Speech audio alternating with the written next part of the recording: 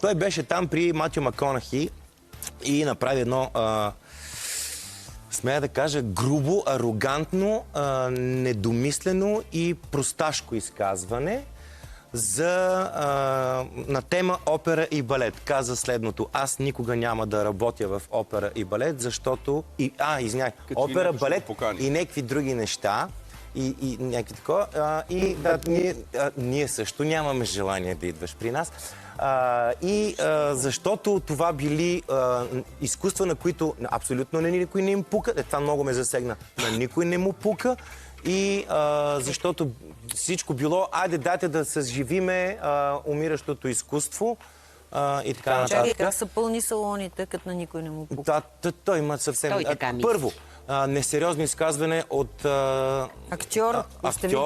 актьор, дете на бродуейски танцор. Майка му е бродуейска танцорка, което още повече.